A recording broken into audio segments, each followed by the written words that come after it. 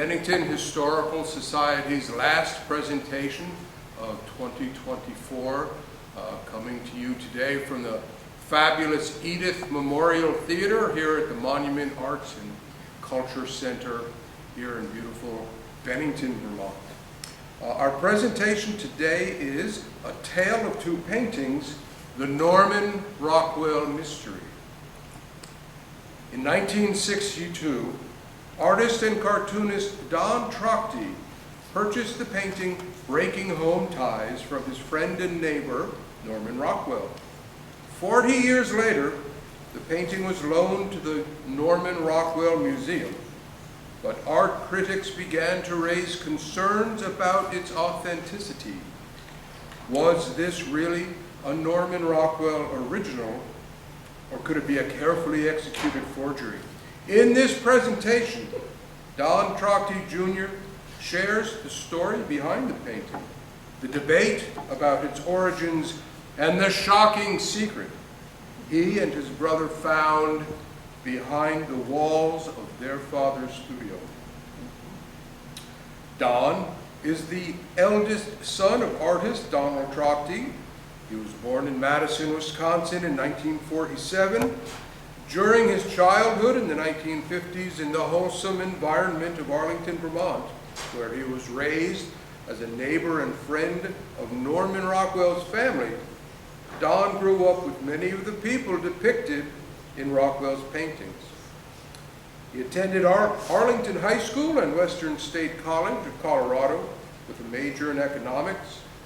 His interest in science and geology led to expeditions to Antarctica and Greenland. Don has worked for several aerospace companies in sales and marketing and program management. He is currently cataloging his father's large collection of artwork and artifacts collected, and give lectures about his experience of discovering an original Norman Rockwell painting behind a secret wall, which I think we just solved the mystery. Okay? Don lives here in Bennington, Vermont, and of course, his latest triumph was his portrayal of Supreme Court Justice Louis Brandeis here on this stage in the blockbuster musical Annie, produced by the Monument Arts and Cultural Center. And if you listen very carefully, you can still hear the faint echoes of the thunderous applause with which his performance was met. So I am sure you will join me in welcoming Don Trachte. Thank you very much. Okay, great. Thank you all for coming out today. And yeah, let's dig into the tale of two paintings. Interestingly enough, I came here just over a year ago looking for a place to archive some of my dad's work. And Christine said, "Do you think that you could do a Norman Rockwell exhibit in 2 weeks?" I said, "I don't think so." But with the help of Jim Thatch and Joyce Kennedy, we did do, I think, a pretty darn good job with an exhibit, and it's upstairs. So the plan is to listen to this talk, and then we can adjourn and go upstairs and actually look at the paintings. So go ahead, Jim. Art theft. Let's talk about this slide for a minute because it has to do a lot with our thinking back in the days when we were kind of ransacking the studio and other places, trying to figure out what was happening to our painting. One of the books that I love is by Simon Howe, and it's the Museum of the Missing. And I always like to refer this because we have a couple things going on. We have a missing art, and obviously that leads us to art theft. We wonder what's happened. And in this book, I hate to read to you, but I'm sorry, we got to do it. Imagine that we have a museum full of missing art, and this author talks about, you could stroll through the Renaissance galleries to admire Raphael's and Titian's, Da Vinci's, Durer's, Rubenes's, Caravaggio's. The Impressionist section would include works by Renoir, Degas, Monet, Manet, Matisse, Pissarro and his friend and sometime student Cézanne. You could skip your way through the history of Western art via Vermeer and Van Gogh, Constable, Turner, Dali, Mirror, Pollock, and Warfield. If the pieces hanging in this imaginary museum are not literally ours, they are the Western world's collective cultural heritage, and their absence renders us all much poorer. It's a fascinating book, and it's an interesting concept of all the art theft that's going on. And near and dear to our heart right here in this country is the Isabel Gardner Stewart theft, which took place in 1990. And this is where two thieves came in and ransacked the Gardner Museum in Boston, and they took the concert and 12 other treasures, including 3 Rembrandts. And these paintings, to my knowledge, have never been recovered. In 1994, and this is just a quick glimpse, thieves break into the National Gallery in Oslo, Norway, and of course they steal the Scream, the famous Scream by Edvard Munch. In 2008, Switzerland, Zurich, Switzerland, 3 armed men in ski masks stole 4 paintings. They're always in ski masks. I don't know why. You know, this is ski country, but they get into these museums in ski masks. But they stole Cézanne, Degas, Van Gogh, Monet, and these are worth millions. So it's big business, and it's such a shame. But these thoughts were in my head for a while. So let's talk about art forgery, and that's another interesting aspect of missing art. Here's a book by Edward Dolnick, The Forger's Spell. And this is quite interesting because it takes place around World War II. A man named Han van Meegeren from Holland was forging Johann Vermeer's painting, and he eventually exchanged these or sold them to, he probably didn't sell them to Hitler or Goering, they probably just took them. But in this case of forgery, you don't know that the art is missing. In this case, he painted what seemed to be very much an authentic Vermeer painting, and he said, look at, we've never discovered this painting before, and so no one's ever seen it. So in this case, we didn't know that there was a crime at all until it was exposed that Hitler and Goering had taken a fake. Okay, tracking art, and this is how do we track art? Most museums use the word provenance, and I just simply say that is the birth certificate of the painting. It's the original artist and how it passes in succession to other owners. And most museums and most of the world really relies on the provenance of a painting. But there's another part of that, and that's the authentication. And that would be more the scientific evidence. It could be the signature of the painting, it could be the painting type, it could be the canvas, it could be all kinds of more scientific approach to trying to authenticate what you're looking at. I just toss these out because you'll see a little later these thoughts were in my mind. Next. Okay, let's go to Carl Anderson. We're jumping over to 1931. And this man, Carl, was an artist instructor in Madison, Wisconsin. And he created one evening this funny-looking little character with a bald head and shorts. And he was trying to demonstrate something to his class and to give them an idea of a character. Well, the class loved it. And that encouraged Carl to do more. With that, Carl actually hired my dad as his assistant. My dad was 16 years old, and but he had nimble hands, and he was a good artist, and top of the class, so why not? Now, my dad and Carl created this collaboration for the next probably about almost 20 years, 18 years, and then my father continued to draw Henry after that. This is the first Henry cartoon that was published. The sketch is over on your left, and that was drawn by Carl. The final cartoon is on your right, and it shows this old sway horse at sagging belly, eating oats, and little boys underneath the belly of the horse. And Henry's friend is lifting his bald head up to the belly, and he said, "Doesn't your head feel warmer now, Henry?" Well, it took off, and I asked my dad about, you know, the significance of Henry, the bald head, and the sway horse, and all that.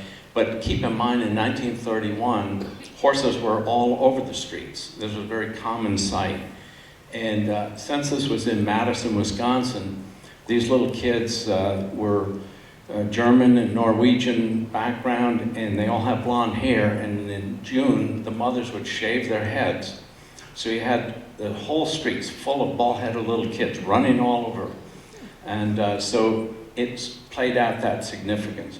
But Henry became a Mr. Fix-It, and that was the gist of the cartoon. Its first publication in the Saturday Evening Post was 1934, and then, 1932.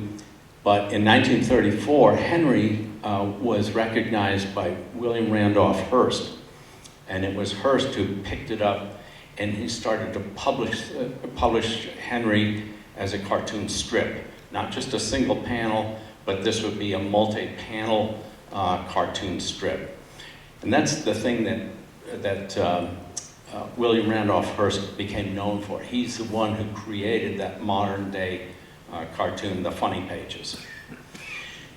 In 1948, Carl died, and my dad drew this Christmas card in 1948 in honor and tribute to Carl. And it shows his smoking pipe, be of good cheer, his chair, and his drawing board, and Henry.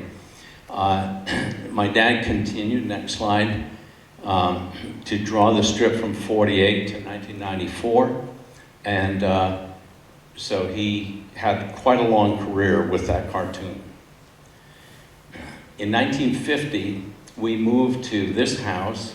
It was owned by Mead Schaefer, who was a Saturday Evening Post illustrator, good friend of Norman Rockwell. And we moved, this is the last house going up the Sandgate Road in West Arlington. And we lived in this house for the next 20 years. Next. A little about Norman Rockwell. Norman was born in New York in 1894. He always carried a New York accent the rest of his life, and he'd make fun of it, and other people would make fun of him. He lived in the golden age of illustration and cartoon, and what's so funny about it is that Norman felt that he had missed the golden age, and he actually is the man who created the golden age of illustration, in my opinion. He moved to Arlington in 1939. And I think his major works were done in Arlington. At least these are the recognizable works that we all know and love. And they're not only on the covers of the Saturday Evening Post, they're on your refrigerator, they're magnets that are all over the place. And it's calendars, and it's part of our everyday life and recognition. Now, Norman produced 322 Saturday Evening Post covers.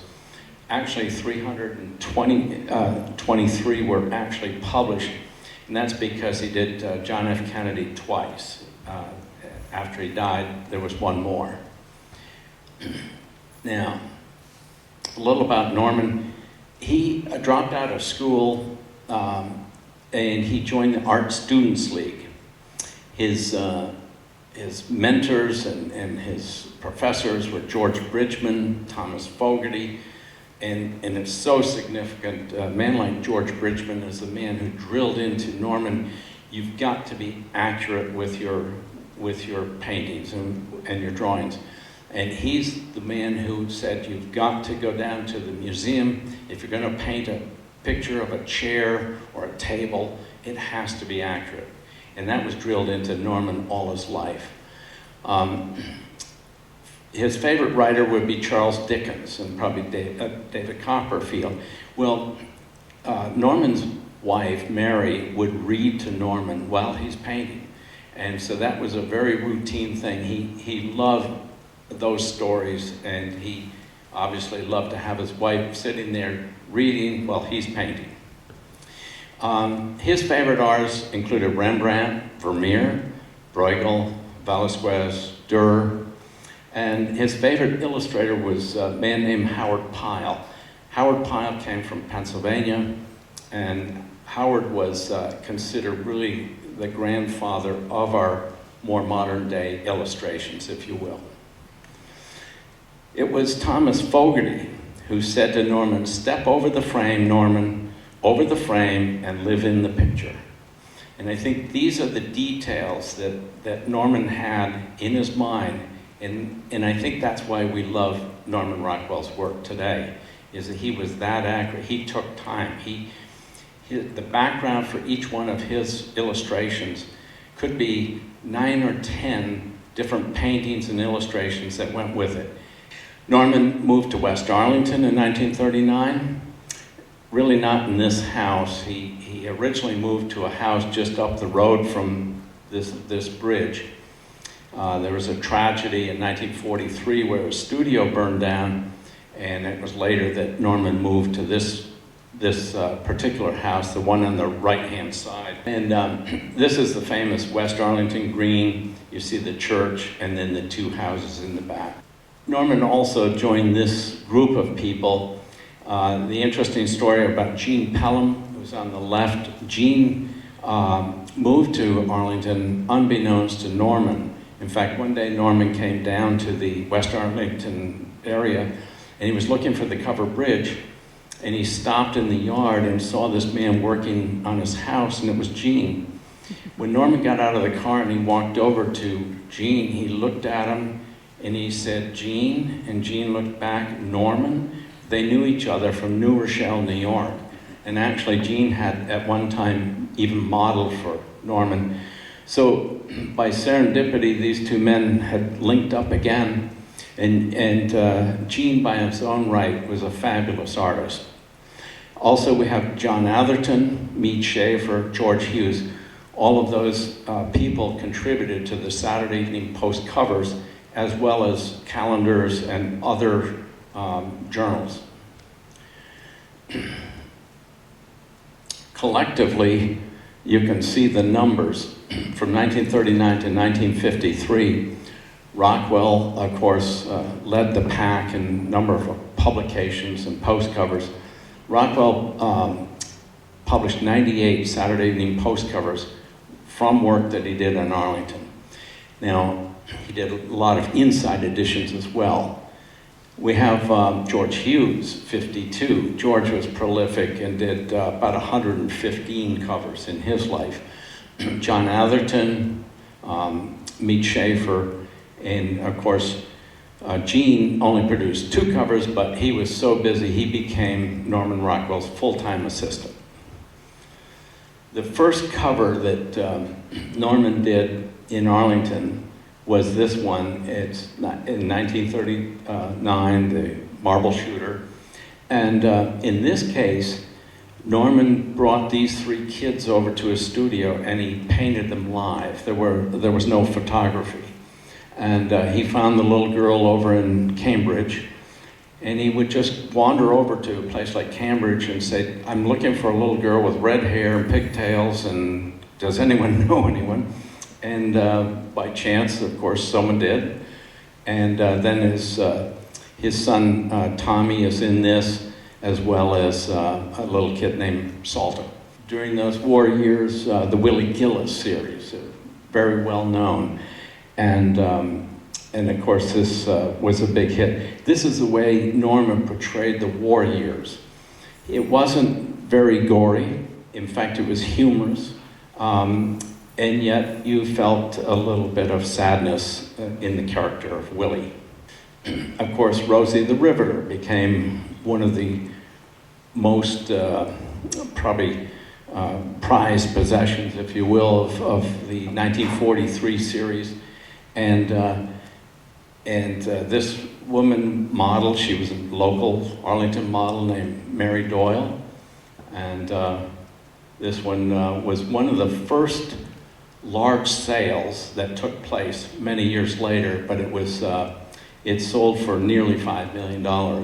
Then, of course, you have the Four Freedoms, and these are priceless.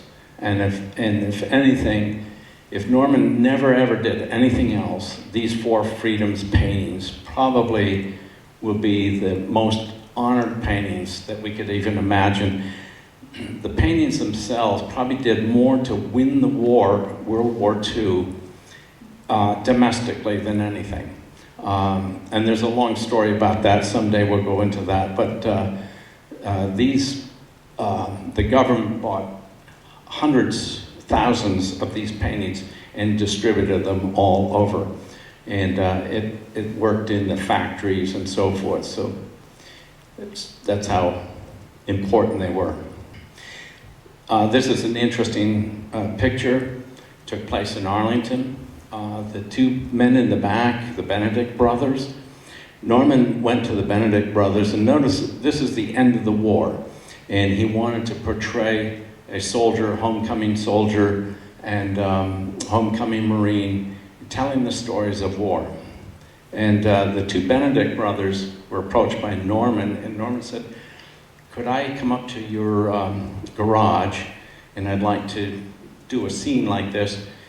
And of course, the Benedict brothers said, "Sure." And the next thing they did is they went and cleaned the whole garage.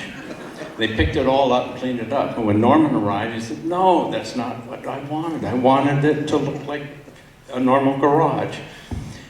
So it's a great painting. The Gossips also, and these are the wonderful images of the Arlington produced paintings.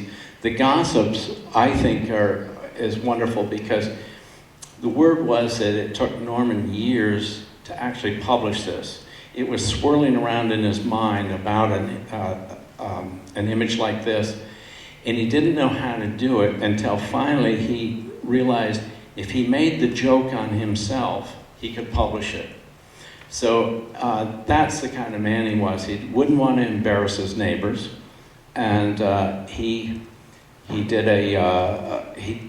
figured out how to do it, how to publish it, and I think everyone loved it. I think there was one woman who was a little incensed about it, but other than that, it worked. And of course, the Christmas homecoming. In this image, we've got the whole Rockwell family. There's Norman in back with his pipe, and of course his wife Mary is hugging Jarvis, the oldest son. Tommy Rockwell is next to him, and then Peter wears the glasses over on the left-hand side next to Grandma Moses. Over on the right-hand side, there's a pretty blonde girl, and her name is Mary Inman Hall. And Mary just passed away just a few weeks ago, and she was a wonderful model for Norman, and she had her own stories about modeling and so forth. The little girl in the front with the red suit was the same girl. It's Sharon O'Neill, who was the local doctor's daughter. And then the Marshes, the little boy in the front, that's Chucky Marsh, and his mom is next to Norman, and then her son Donnie. This one, of course, 1953. This is Mary Whalen, and this one always gets a laugh from everyone. And the man in the principal's office is my dad, modeling for Norman. Of course, Saying Grace was voted the top painting by a Reader's Digest poll, and it was considered the most valued, and indeed it did become the most valued. It auctioned off for $46 million. Now the last picture, the last painting that Norman did in Arlington was Breaking Home Ties. And I think it's excellent because he was leaving Arlington and he was really breaking home ties. He loved Arlington. He wanted to stay here, but was unable to because his wife was being hospitalized, and he had to get down to Massachusetts. And I think that I think it's important to understand. He started the painting in Arlington. He actually completed it when he got to Stockbridge, Mass. Now here's the modeling for it. Norman would use many models, and in this case, on the left-hand image, you see Norman himself as the modeling, trying to show perhaps another model how he wants him to sit and so forth, and hang his head. The model on the right actually is Carl Hess, and Carl Hess became the final model for freedom of speech. Now, there's different versions of Breaking Home Ties, and as I mentioned before, there's probably 9 or 10 different versions. And Norman was constantly experimenting with where to put the people. He had, in one case, he had the mother sitting beside the young man. They're at a train station, he changed that. And he was that concerned about the detail and what you would get out of the painting as you see it. You only have one chance. You have one image to look at, and you have to take away your whole thought. And I think that was the genius of Norman. By 1954, he had worked out those details. On the left-hand image shows Floyd Bentley, and he became the final model for the old man. Next to him, of course, is Tommy Rockwell. And Tommy modeled in lots and lots of Norman's work. He'd call the kids in from baseball and say, I need you to sit in here. In 1954, of course, it was published by the Saturday Evening Post. And Robert Waldrop became the final model for the young man sitting next to Floyd. The relationship of the Arlington artists continued even after Norman left in 1954, 1953. In this case, Norman is over on the left-hand side. That's my dad next to him.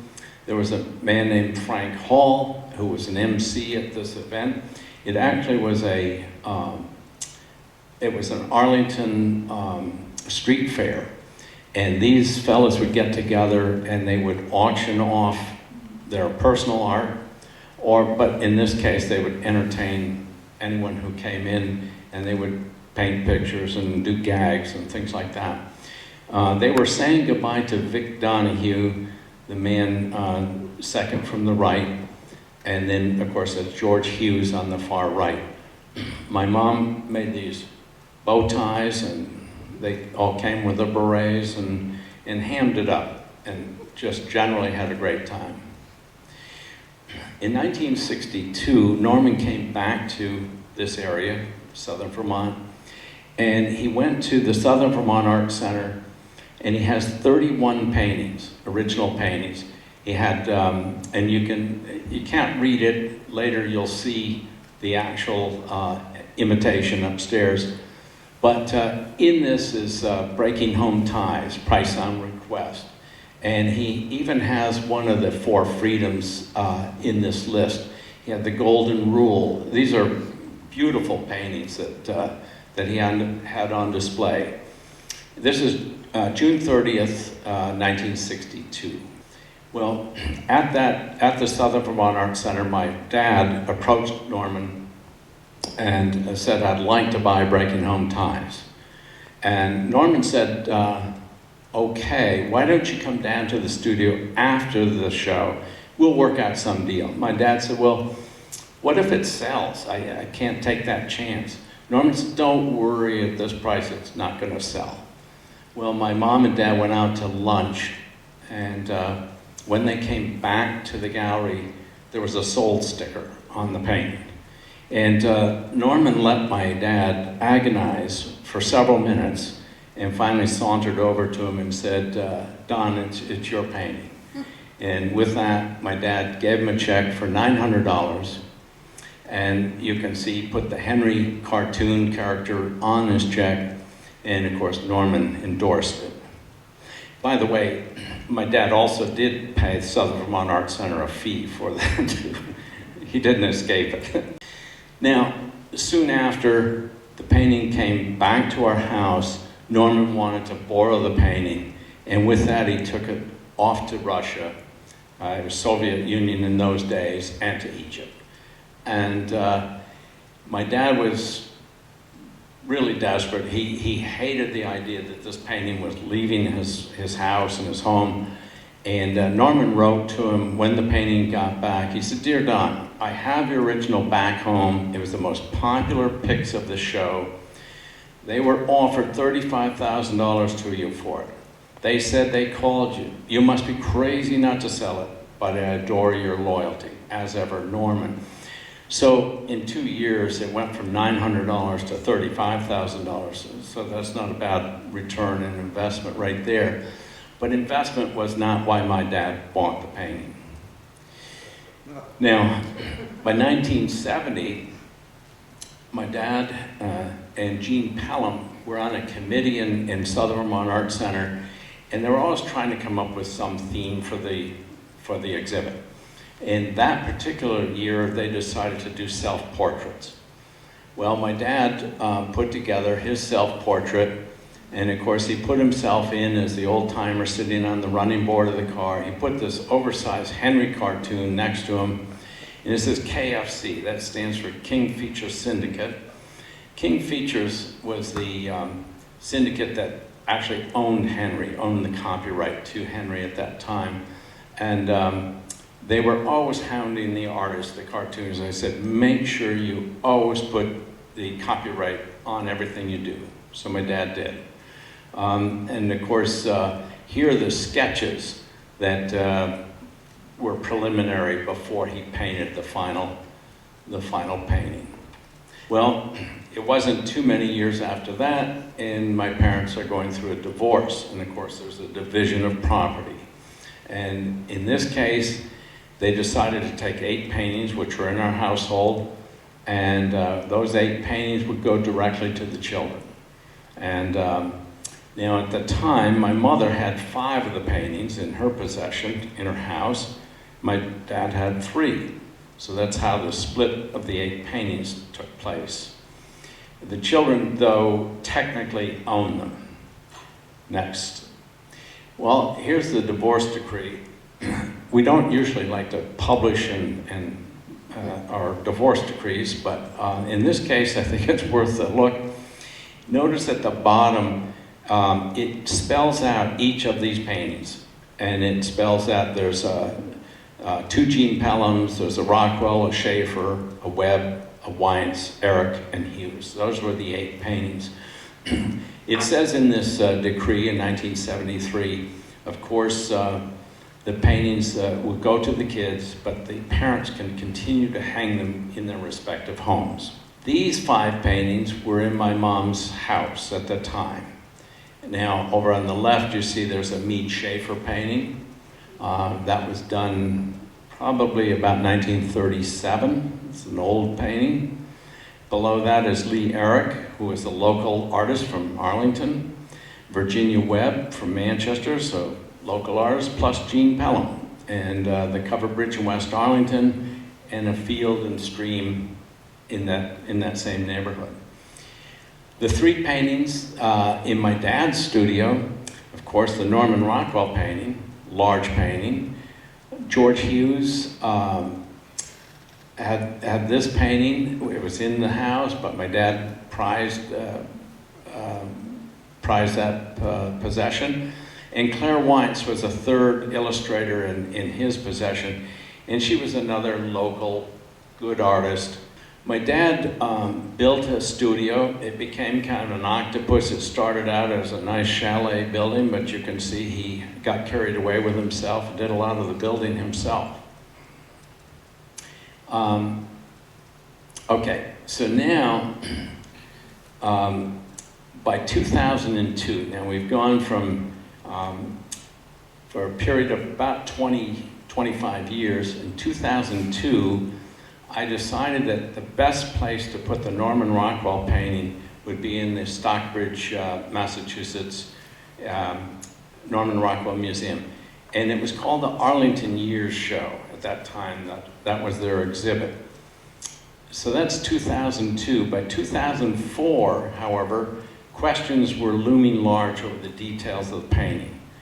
And this is when we thought everything was just fine, but by 2003 and 4, you'll see these questions were coming up at us right and left. There were also some clues that were emerging at that time. And then in 2005, my dad dies.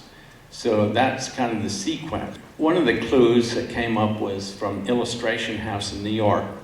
They're an auction house, and they do appraisals of paintings, and they were experts with Norman Rockwell paintings.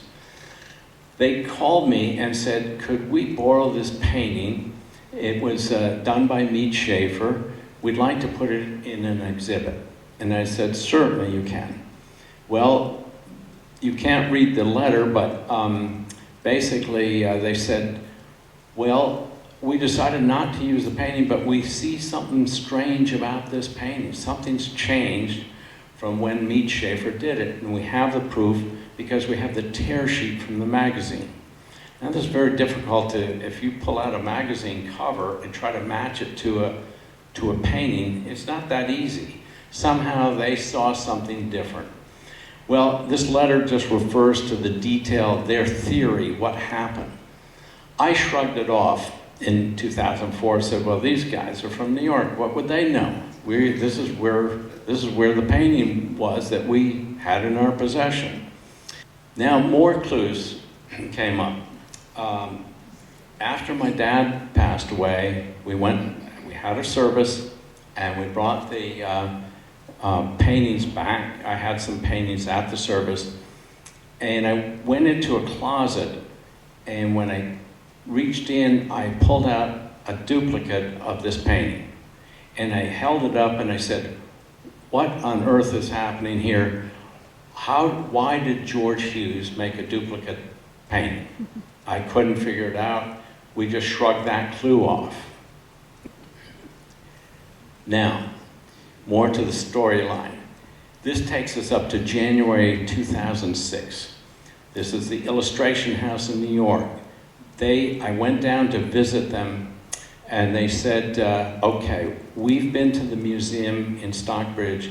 We believe that the painting that's there in Stockbridge is the original, but we think someone has painted over it. Maybe someone's made a change to the painting. I clung to that idea for a while.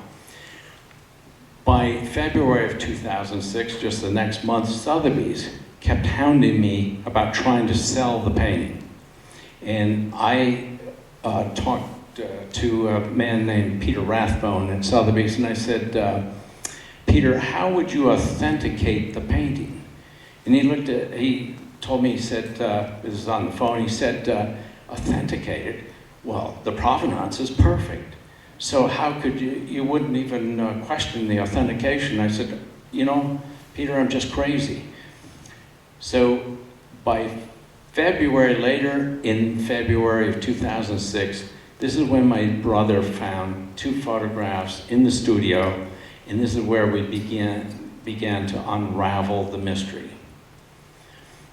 In the meantime, the painting that I had sent down to the museum was hanging, and this man came along, John Howard Sandon, and you can see the look on his face. He wasn't too happy. Now, John Howard Sandon was an expert.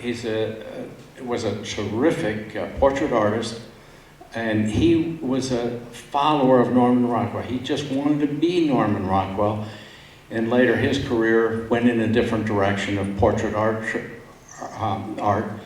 But here he is, so excited to see this painting, and he's not happy.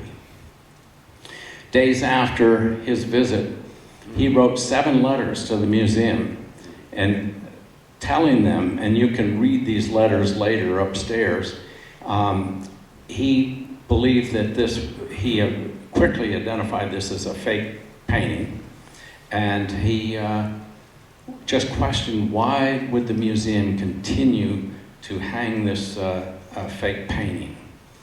This was all unbeknownst to us, but these are the 2 pictures that my brother found in the studio, and on the basis of these 2, the differences of these 2 paintings, we began to realize ourselves that something was haywire, that there were changes in certain parts of the painting, and we particularly pointed out the face of the boy.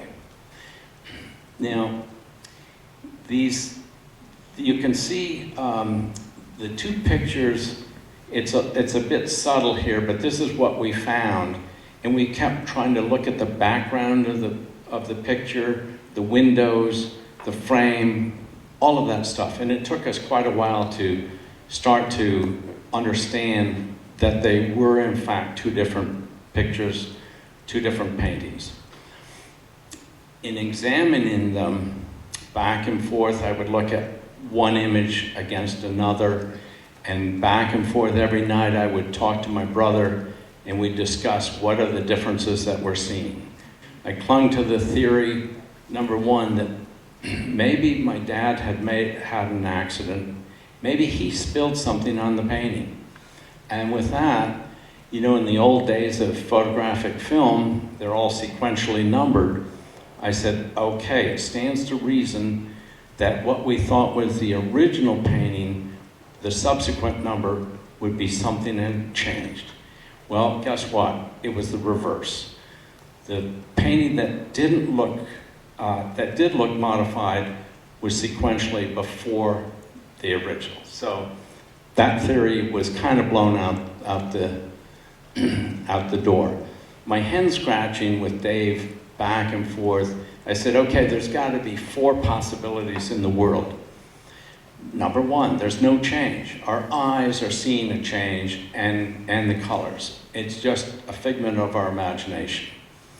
Number 2, conservation was done upon the return from Russia. Maybe someone had come along and made some changes, perhaps with Norman's authority to even make a change. Number 3, maybe my dad had this accident. Still was a theory of mine. And number 4, maybe Dad made a copy. Now that is like going to the moon. It was a possibility, but it was such an outrageous idea in my mind, but I had to put it down as what could have happened.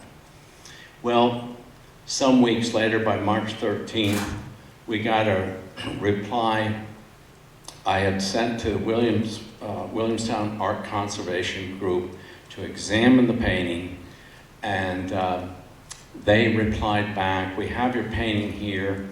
Your painting is very clearly by Norman, from the bluish underpainted outlines to the lighting and brushwork. And we have seen many Rockwells here. These typical handling details are not easily copied. There's no evidence of tampering or repaint in the boy's face. When I read that, I said it has to be a copy. How could you account for a change if there is no change? And that's where I went back to my brother and said, okay, we have a problem. With that, Dave went back to the studio, my dad's studio, and began to look for more details in earnest. Day 1, he found a large canvas, about 60 inches wide. That was unusual for my dad. So he found this roll of canvas. The next day, he found a shipping crate. And the shipping crate would have held the painting, but it was empty. With that, he called me and he said, I think I found something next to a wall are in a wall. And next slide. With that, Dave pointed out that there's a crevice next to the bookcase and the wall, and he discovered that the wall wasn't fastened securely. We began to pull on the wall, but we had to take, next slide, take the bookcase apart. We took the books out, removed the books, removed the valance boards and the shelves, and with that, now we could pull the wall in front of the bookcase. And we did this kind of instinctively. No one was instructing us. It's like it became logical. This is what we should do. Well, of course, the first wall, you can see we had 5 paintings. That floored us. The 2 little paintings are by Jean Pelham. The larger one there is by Mead Schaefer, and then the lower one by Virginia Webb. We had no idea that these paintings were missing. These were the 5 paintings in my mom's house. And when I saw this, I said, holy smokes. Now I knew these were the originals. My mom had some fakes. And there they are. With that, we pulled the next wall adjacent and opened that. And that's when we saw the tail of the dog in the painting. We could see the whole painting. This happened on March 17th, 2006. With this, I said to my brother Dave, we wanted to scream. We wanted to tell the world what we just discovered. I said, Dave, you can't say a word. This, we have to keep it a secret until we go down to the museum, tell them what we found. And we had to keep it under our hats all weekend. By Monday morning, we went down to the museum in Stockbridge and explained what we had discovered over the weekend. What happened was, the following day, on Tuesday, the museum came up with several people, including these 2 gentlemen on the left. One is Martin Mahoney, who is the director of the Bennington Museum right now, and that's my brother Dave on the right. And they took not only the Norman Rockwell painting, they took all 16 paintings, plus the spoof painting my dad did, the self-portrait. And here they are scattered around in the back part of the Norman Rockwell Museum. And I thought, okay, when we go down and see the paintings side by side, we'll really see the difference. And you know, it was hard to see the difference. When I saw the original Breaking Home Ties and my dad's, it was pretty darn close. And you'll see some other close-ups of this. And here's Martin and Mahoney, and they're moving the paintings around, getting ready, preparing for an exhibit. And this is, again, this is March 6th of 2006. They did a wonderful job. They displayed, this is the original painting that they put on display. And what they did is, this is my dad's copy, and they put it juxtaposed so that you couldn't see them side by side. You had to look at one, turn around, and look at the other. And it makes your memory have to carry the differences, and that's quite a challenge. And here they are. It's open to the public, and it was quite a hit. The museum had a tremendous influx of people curious about this story, and we had a great time all summer long in 2006 with the opening. Even Robert Waldrop showed up and got his picture taken again as the young man. And here are some comparisons of the side-by-sides, and you can see in this case, it's fairly difficult. There's some shading differences in the blue uniform of Floyd. My father's version, it's a little bit washed out, as opposed to Norman's version on the right. And the big difference is in the boy's eyes. And there you can see a little bit, it's maybe even difficult to see it here, but we found in the boy's eyes and his mouth was the big difference in the painting. And there you can see it a little bit better. In this case, the images are reversed. My dad's image is on the right and the original on the left. People keep saying, well, what other hint did you have? Did you have another clue? Well, this is what I call the treasures map. It's just a blue-lined yellow paper. And my dad sketched this out, and we found it in his safe, but we found it after we made the discovery. But here you can see he's got the image of the bookcase on the left. He's got R for Rockwell, the 2 P's for Pelham, and he's got Schaefer, Eric, and Wines. So that was the map. We don't know to this day if it was for us or if it was him. But it didn't matter because we had already made the discovery. Well, a few months later, by the end of November in 2006, we couldn't hang on any longer. It was going to be too complicated to hang on to the painting. We decided to sell it. Sotheby's was hounding us to get it into the market. The original painting is off on the left with the black frame. And at Sotheby's, if you've never been to a Christie's or Sotheby's auction, you've got to go. It's an amazing experience. And on the right, they have the jumbo screens. And then, of course, there's banks of auctioneers and people on the phone and computers taking bids, as well as the audience. Mr. Howard Sandin was gracious. He was satisfied. The director of the museum called him in and said, "I'm sorry, Mr. Sandin, you were right all along." And he was satisfied that he had been the first to really make the discovery.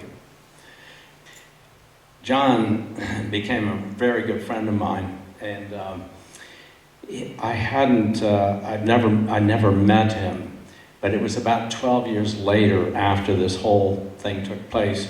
John called and said, I'd like to come up to Vermont. I'd like to see your dad's studio. And I said, well, certainly, you can come on up. Well, then I began to worry because I never met John.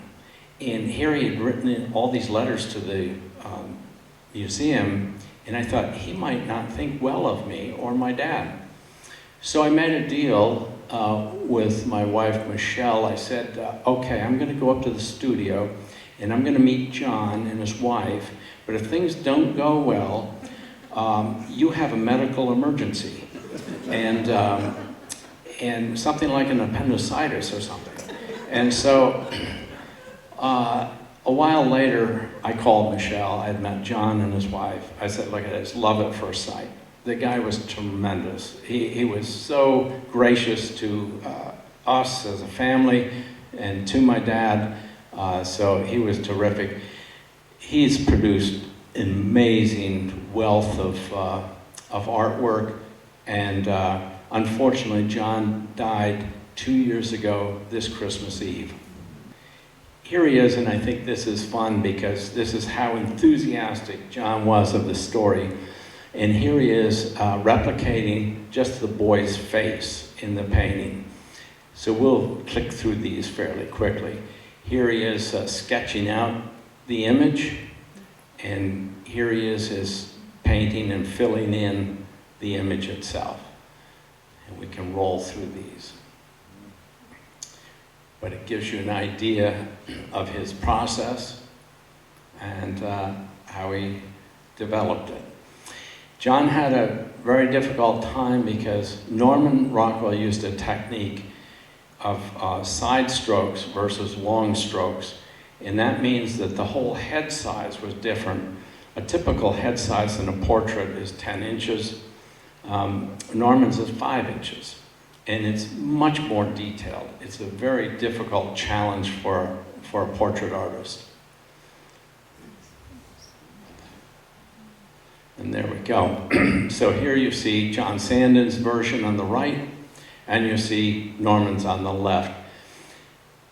none of this really does justice. We really need the original work because photography and slides don't always do the best job. But here he did a pretty darn good job. And here we have the Rockwell, the Sand, and the Trachte versions. And again, we're taking these photographs at different times and different places, but you can see on the suit in the boy on the right-hand side, it's more yellowish, and I think it was a little overdone. It's more closely to Rockwell's version, but there is a greenish tint to the original. But all in all, pretty good. Oh, we have another problem. Of course, the IRS was anxious about this story, and they contacted me. Actually, they contacted my brother. I had already made the arrangement in 2006 to sell the painting through Sotheby's. When you sign something with Sotheby's, it's a lot of money. You cannot get out of the contract. Just forget it. And the IRS had sent a letter, and they said, but we read this article in the newspaper. And they said, well, yeah, I told the newspaper, why didn't you come to me? Well, on that basis, the IRS continued an investigation of the paperwork, and they determined that the painting wasn't a completed gift to the children in that divorce decree because they didn't hand the painting over to us. He hid it behind the wall. With that, they ignored the divorce decree. They reopened the estate, and I spent 2 years trying to resolve that, and that was not fun. Okay, secrets we may never know, and really it's up to all of you.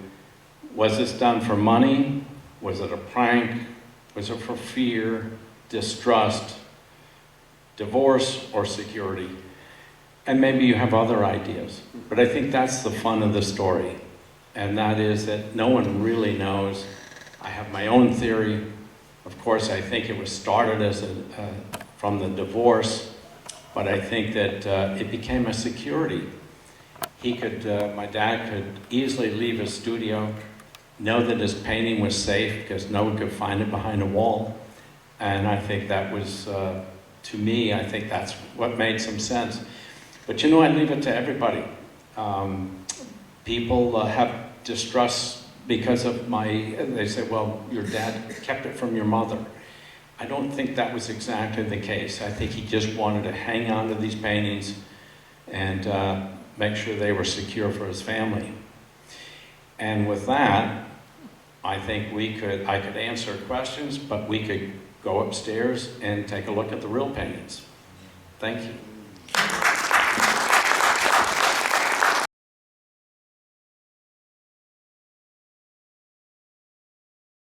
So one time I said to my brothers, okay, we're going to clean out the studio. We're going to get into it. So we're up there reading everything. We're not throwing out anything. and so lo and behold, I ran into a couple boxes of canceled checks. 50-year-old checks or more, right? And so then I thought, hey, wouldn't it be kind of cool if I could find the canceled check of Norman Rockwell? And so I'm sitting upstairs. My brothers are downstairs doing other things, and I am going through the checkbook, and I couldn't find it. And I went downstairs. The next day, I told my brother, I said, looking for the possible canceled check. I realized I had the wrong date in my head. I was going the wrong way. I went back upstairs and I found the box. And when I went forward, oh, there it is. So that was fun. But speaking of keeping everything, right? Right. It just kept everything. What an extraordinary talent your father was to duplicate these various styles of art. And it's just amazing to me. Somebody could do that in that sort of detail. Well, it is, and when you go into that next part over there and you see the different sizes of the art and the different styles from George Hughes to Norman to Gene Pelham, yeah, they're all different. And I know. And Jim Thatch here is really responsible for curating this with me. Just brought up the point that maybe my dad wanted to say, you know, I'm as good as these guys. Exactly. That was his way to prove it, I think. I'm not just a cartoonist. Right. I'm every bit as good as you guys. And Yeah. I figured out a way to prove it. Yeah. Great way to look at that. Yeah. Really. Yeah. And of course, so these letters Right. lend the idea that it traveled around, and maybe the painting was duplicated someplace or disappeared, either in Russia or it later traveled around, you know, the United States. But even the comedy of that is really just terrific. Yeah. It is. And I think that, I mean, looking at those faces kills you. yeah, it was pretty good. When I first saw that, I came home from college or whatever, and saw this. Oh my God, Dad, look at this, you can do, this is like Norman Rockwell. He says, oh, that's just copy, and that's nothing. See, in his world, if you're not the original, with the original idea, you're just copying stuff. And kind of a purist thinking, you see. Well, that's true to an extent. I mean, I'd give my right arm if I could paint like that, right? Then I wouldn't be painting, but I think that's, but he did a great job. It was well received, and it was at the Southern Vermont Arts Center, of all places, that it was the first time. So then as you go around, there's the divorce decree, and that was the 1973, and the division of property, and then the paintings disappeared for the next 25 years behind a secret wall. And The studio's still in the family's ownership? it is, yeah. Well, that's another thing, you know, talking about hanging on to stuff. That was another thing. What if we had sold the house, you see? So there's a lot of what ifs there. What if we sold the house, or what if someone pulled down part of the house? And so there's a lot of what ifs that go with the story. I'm confused. Who owns the paintings now? Well, okay. We own the painting up until the point that we sold it at Sotheby's. You did sell it. We sold it. And May I ask for how much? yes, you may. It's $15.4 million. So let's see, it went from $900 to 15 point. There's a lot of money going around. Before the IRS. Well, then the IRS put the damper on it over here. Those rascals, I mean, that just, it was agony. So the whole estate had to be reprobated? Yeah. Oh, my goodness.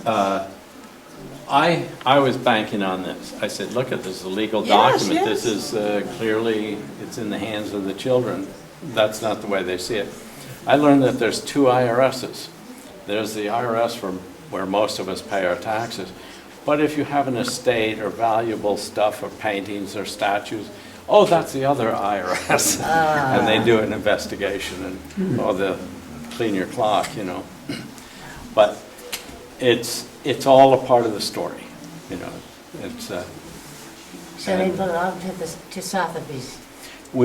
So what happened was, we actually made the discovery of the painting, and we brought the museum from Stockbridge, came up, and they took the paintings away. And then they put on a great display in Stockbridge. There was a beautiful gallery. Well, of course, then a lot of these auction houses were contacting me. And I had known Sotheby's because we had worked with Sotheby's. Before you send your painting to, let's say, a museum, they have to authenticate it. They have to see the provenance. They want to make sure it's a good painting. And also they have to have it appraised, and they wanted 3 appraisals. And Sotheby's was one of the appraisers at that time. So I knew them. And that I called, when I was getting our painting appraised before it ever went to the museum, I said, who do I contact? And they said, well, contact Sotheby's. I said, okay. So I called Sotheby's and I asked for the Western Art Division, and no one was there. And so there was a message machine. I left a message. I said, this is Don Trachte from Arlington, Vermont. I have this painting. And I have this painting by Norman Rockwell, and it's called Breaking Home Ties. And just wanted to talk to you about it. Click. Well, about 20 minutes later, I get this 20 desperate call. seconds. Who am I talking to? Now, this is Breaking Home Ties. You know, he was just afire. He said, you know, that is an important painting, you know. I said, well, I don't think so. Yeah. Don, did you mention what it was sold for at the talk? I don't think you mentioned it. I didn't mention that, no.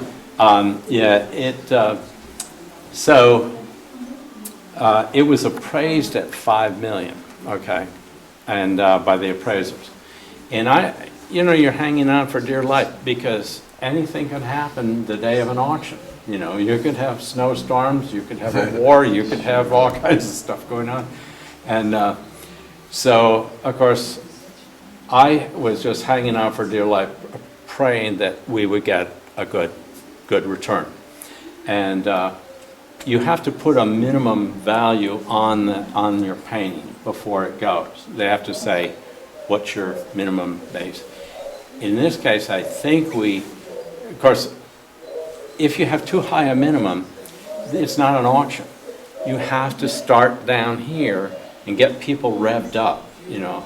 So we'll start low and then get everyone excited about it. Well, I forgot what our minimum was. It was $4 million or something like that. And then they started the auction at $3 million. And then they kept, and you could hear it in there. That's the voice of the real auction. And so, and then it went along. I think it's about a 9-minute auction, as I recall. Is that all? Well, Wow. but that's pretty long. A lot of these paintings, I mean, they sell like this, and it's, you know, just imagine selling your house and changing the price by hundreds of thousands in minutes. It's like, you have 200,000, you have 300,000, you have 500,000, you know, that's the way it goes. So it's staggering. When they got to our painting, it was a little slower, but it was still pretty fast. And who bought it eventually? We don't know. And I speculated for a bunch of years, and then I decided I wouldn't speculate anymore, because I really don't know. So it's not on exhibit anywhere then? It isn't.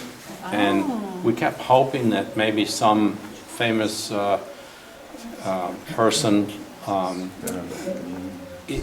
would... Spielberg and Spielberg Lucas are and two of the biggest Lucas. collectors of Norman Rockwell paintings. Yeah. So possibly it could be one of them.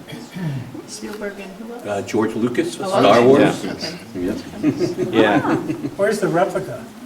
Well, it's Right around the corner. The real, oh, the real thing. Yeah, so this is a timeline and partly telling the story, but you've just heard a lot of it, most of it, and then in there are the side-by-side, you know, originals and replicas.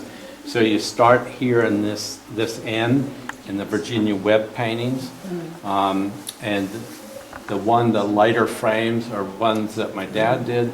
The darker frames are ones that were hidden behind the wall. And so as you go around, you'll see the original and the replicas. And over there on that wall are the two George Hughes paintings. Oh, yeah. And so, and you know, of course, I was startled because I said, why in the world would George Hughes make a replica of that painting of all things? They're herons. It wasn't really a typical, it wasn't a illustration for, you know, the Saturday Evening Post or anything. But for some reason, my dad, I think it was given to my dad by George. In fact, I remember the day he came in with it. And there was no money exchange at that time. And so I think he gave it to my dad just because he was a fellow artist, you know. But it happened to be in the collection. So keep in mind, everything that's here listed is what's over there, with the exception of Breaking Home Ties. Now, we don't have that original painting, but that's a photographed copy of the original. And it's, even a photograph is not 100% accurate. You know, you could change the colors and change little details. It's pretty hard to get an exact copy. But one good question. Is that the replica? Is that the original? It's the original replica. It's the original, which is very valuable That's itself. right. Well, that's a good point. So in between the story, there's a lot more to say here. If you have 8 or 9 hours, we can go into it. One of the things, one man who was interested in this painting when my dad owned it originally was Ross Perot. And Ross Perot kept calling and asking, you know, he wanted to buy the painting, then he wanted it to come up and take a photograph, or have his staff come up and take a photograph of it. My dad kept pushing him off and didn't want to deal with it. And, but he was you know, over the years, Ross Perot became this avid, interested party who wanted this painting. Well, when I sent the painting down to what I thought was the original, I sent it down to the Stockbridge Museum, and with that, the museum said, "What can we do for you?" And I said, "You can make me 2 full-size photographed copies of the painting." And one of them I hung in my dad's studio. The other one I rolled up and sent it to Ross Perot in Texas. And then Ross called the next day or 2 days later, whatever, and said, "I got it, I love it, I'm gonna frame it and I'll put it right in my office." Well, this was in 2003, and well, then we made the discovery in 2006. So I called Ross again, and by this time he had read the New York Times, knew all about this. Ross says, "You've got some story going on up there." And I said, "You know, Ross, the picture that I sent you, think of it this way. You have one of 2 photographic copies of a replica." He said, "How about that?" He said, "I think I'll take it to Sotheby's, we'll sell it, and I'll split it with you."